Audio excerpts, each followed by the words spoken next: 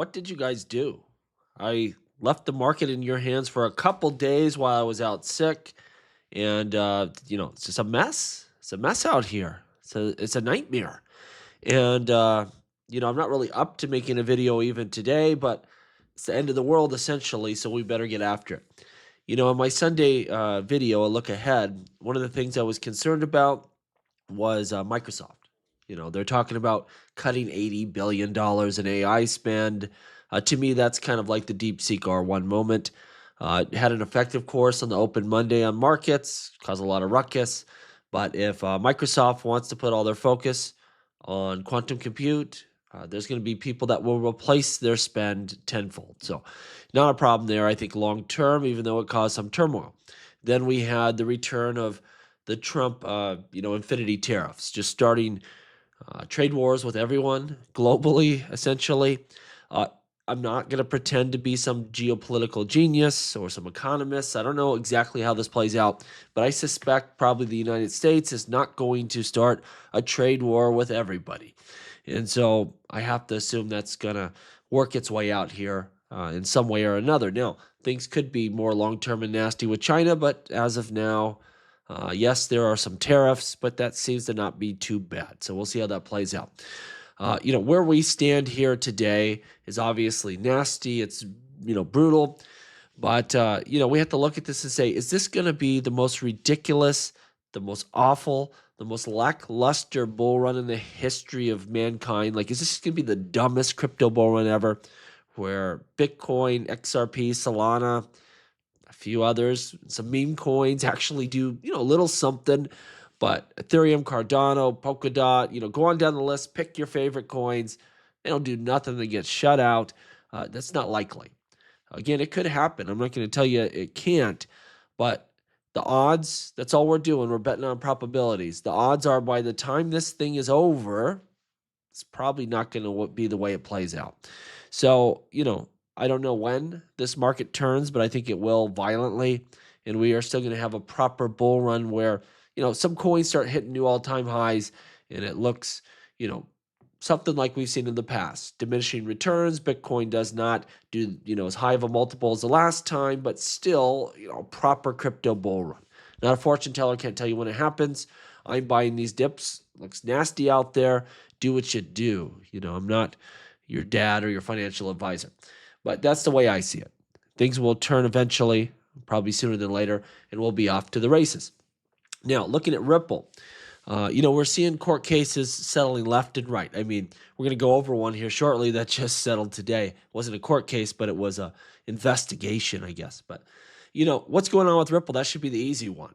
We had a judge rule that, XRP is not a security, whatever, should be able to drop that appeal and be done with it. Well, I think this is the problem. It's going to take two people to drop that appeal. And if you're Ripple and there's $125 million on the line and everyone's getting free passes, you might want your money back here. And they probably have a pretty good shot at getting it. Now, here's the problem. Even if the SEC wants to go along with that right now, I think if they go back to Judge Torres and say, sorry, we wasted however many years and all this time, let's just call it square, I don't think that's going to work. But I think what we are going to get is some rulings, some guidance put out there by the SEC, giving a safe harbor to the whole industry, and that will change things. And then they will be able to go back to Judge Torres and go, laws have changed, guidance has changed. We have this safe harbor for everyone that should also capture Ripple, and probably they will either get all their money back or some of it. And so I think that's kind of what's being worked out here. Probably also, $125 million on the line. You might need the incoming SEC chair there to make that happen. So I think there's some of that. Again, Ripple's going to want some or all that money back, and they should get it back. We know the case is dead. It's going to end. But it's a little more complicated than these other ones where, they're just ongoing court cases. They can just end them. And that's what we see happening here. It's going to happen. It could happen any moment. They could just drop the appeal both sides.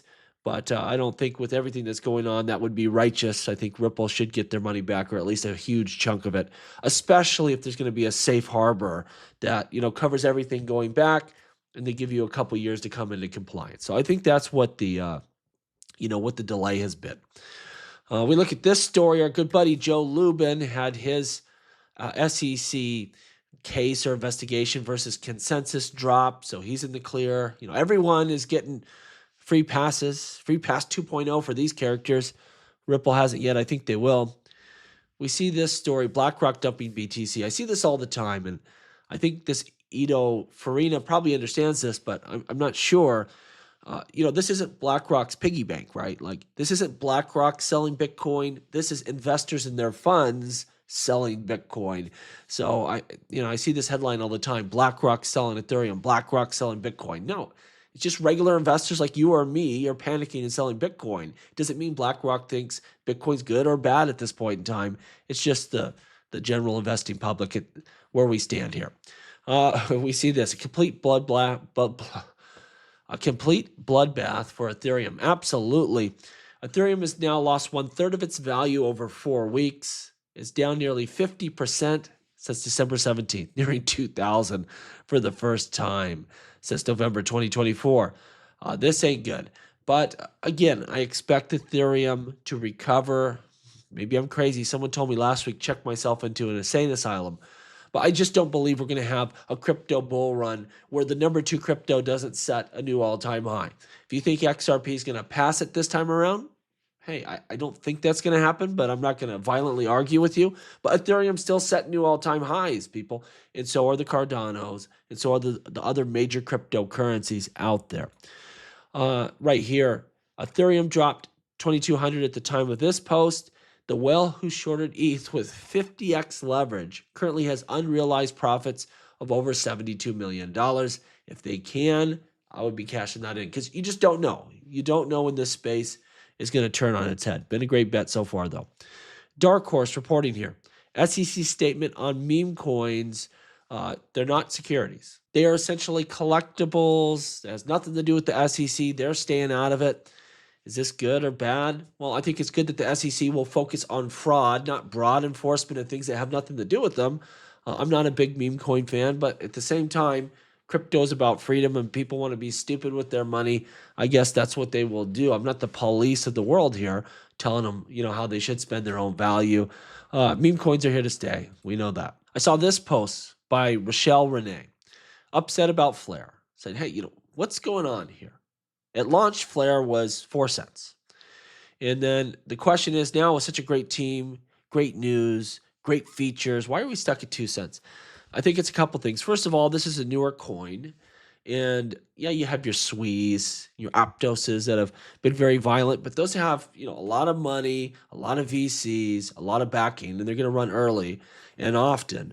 But, something like this probably will do better later in a bull run when you don't have Ethereum on sale and XRP on sale and Cardano on sale and, on down the list, your heavy hitters.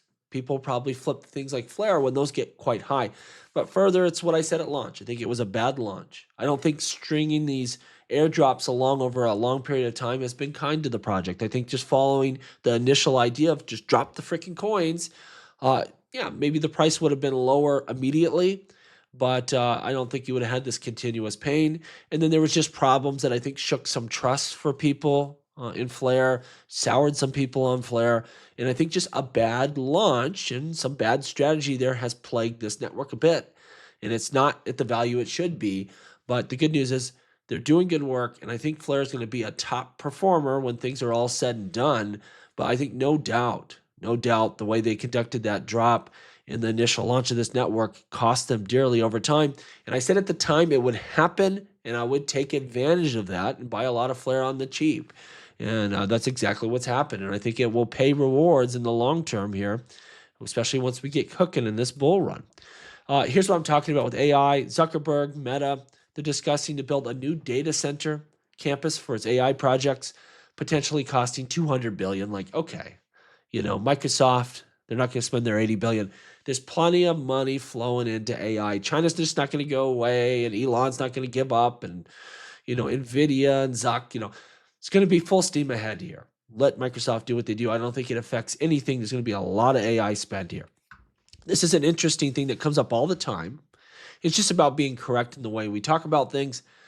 We see here Nick Bogalis, one of the top developers ever on XRP Ledger. Go over to the code. You'll see he has some of the most commits, For a long time, if the XRP ledger went down, it's this guy in the middle of the night jumping on and solving it. Maybe it's not going down, but you know what I mean. It's having issues. Nick was the guy that fixed this sucker, got it up and running. He says the following: ISO 20022 is a messaging standard. XRP is a digital asset. XRP is as ISO compliant as Bitcoin, pork bellies, baseball cards, and vinyl records. That is to say, not at all. So when you hear that XRP is an ISO coin, you're hearing it from one of the biggest out there. There is no such thing as an ISO coin. Some of Ripple's commercial software, of course, is ISO compliant, but that is unrelated to XRP. Now, you could say, well, XRP is used in their ISO systems, therefore it makes it ISO compliant. Well, fair enough. I could go down that road, but they also use Tether. They use USDC. You know, is Ethereum now ISO compliant because Ripple uses an Ethereum asset? This logic falls apart really fast because Ripple can literally use any type of value they want. Now, they choose to use XRP because it's so efficient. So this is just understanding some of the nonsense people put out. And if you don't trust Nick, maybe you'll trust David. XRP has nothing to do with ISO. ISO is a messaging standard for payments. XRP is a crypto. While there's certainly projects using both of these things, Ripple being one of them, there's no inherent overlap between them.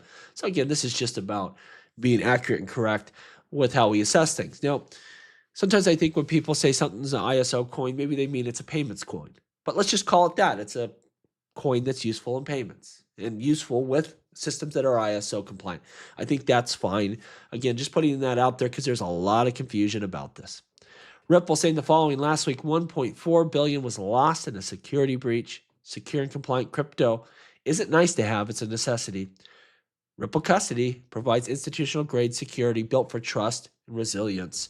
Big opportunity for them to step up here. I want to see Ripple have success, grow their custody, grow their stable coin. And a lot of the stuff they do will, include XRP. Very, very bullish here. Now, the last one we have here, Bitwise CEO Matt Hogan says, adjusted for risk, this is the best time in history to buy Bitcoin. Also, we see famous attorney Jake Chervinsky saying, this is the moment of greatest opportunity for crypto. We have regulatory environment that supports innovation, tech that leads builders to create world-class apps, macro trends that demand decentralization. I agree with them. Again, I can't tell you when this pain ends, but for all the scary stuff, Federal Reserve, when are they going to go back to quantitative easing? Are we going into a recession? Like my buddy Billy, the XRP cowboy, says, when they say we're in a recession, we're already coming out of it, when they admit to it. There's plenty of scary things, but for all the scary things out there, we have 100, wildly bullish items that are going to drive value here in the short horizon. My opinion, again, I don't know when it ends, but I think we're going to be just fine out there. Let me know what you think down below. As always, please like, please subscribe. The revolution will be televised right here on Jungle Link.